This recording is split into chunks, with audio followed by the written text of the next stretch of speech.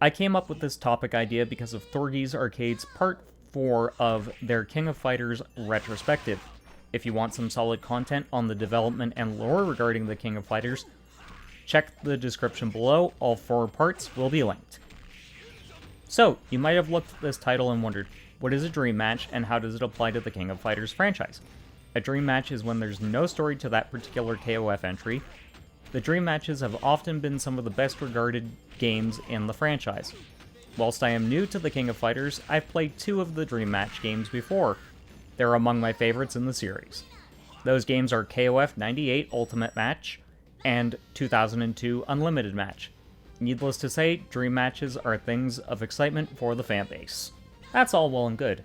However, looking at the initial reception of KOF 15 and its lack of single-player content, a dream match with a huge roster of characters and a lack of single-player modes isn't going to fly in the modern gaming landscape. So obviously, SNK can't release a game that's light on content and only online rich, at least not at full price.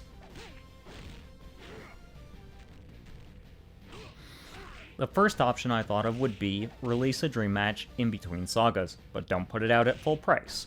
Most games these days land in the $89 Canadian mark. That's mega ouch to the wallet if you're an avid gamer. So what can SNK do if they want to continue the tradition? One option would be releasing this proposed dream match at a reduced price point. So for us Canadians, that'd be around $49. That's still a bit steep, so what's the next possible price point? $29 seems okay. However, once you get to this territory, people are often turned off because it implies a budget title.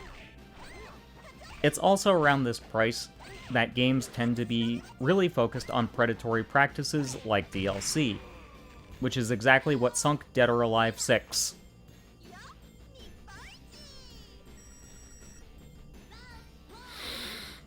So far, option 1 isn't looking so hot. However, there's still one potential way the King of Fighters could go with this.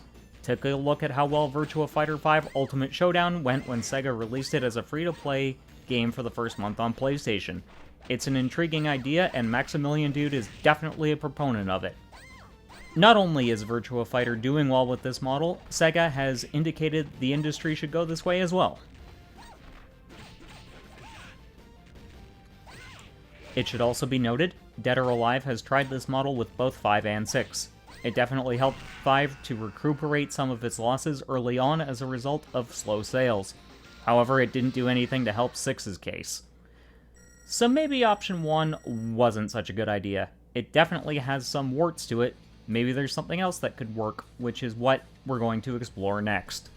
This is where the idea proposed by Thorgy's Arcade comes in. Thorgy's idea isn't necessarily a bad one either. They propose KOF sagas go down to 1 game. Well, this isn't a bad idea, and their explanation is that you'd get additional story content via Season Pass DLC is actually a good one, as you'd still get the main game story when you buy the base game, and then get side content on the single player's end of things when the first season of DLC comes in is basically how SNK are handling the King of Fighters 15's additions to the roster. This idea feels rather restrictive in a lot of ways, however. First off, this feels like how fighting games covered changed editions during the HD era of gaming consoles, which were basically the dark times for the FGC. I don't know about you guys, but I'd rather we not have a second dark age of fighting games. Having one game that eventually evolves into a dream match version of the game definitely feels like it's not that great idea or all that fun. Not when it's definitely going to cause a lot of salt to current members of the fighting game community. We might need to come up with something else entirely.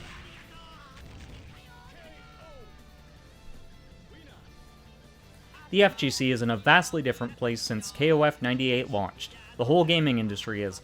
At this point in time, game sequels take 4 to 5 years to release, and budgets required to make games have since ballooned. It also takes a long time to tell sprawling epics like what SNK envisions with the King of Fighters. So this basically puts the place of the dream match in a precarious position. I do hope that dream matches continue to be released because they are some of the most fun titles within the King of Fighters franchise. However, there are a couple things that you have to consider. The dream match might be dead because the gaming industry has just moved on. If dream matches are to continue, the cost to make games would have to go down, and it's likely to introduce crunch culture into SNK once again, which is going to be a bad thing. But what are your thoughts on the matter? Sound off in the comments section below. It's thanks to Thorgy's Arcade I was able to come up with this video. However, if there's another topic you'd like me to discuss within the FGC or the gaming industry as a whole, comment below. I'm more than happy to discuss most topics within the industry. If you want to keep up with me outside of these videos, my social media links are below, and you can catch me on twitch.tv/Leafer90, or you can join my Discord. Links are in the description below.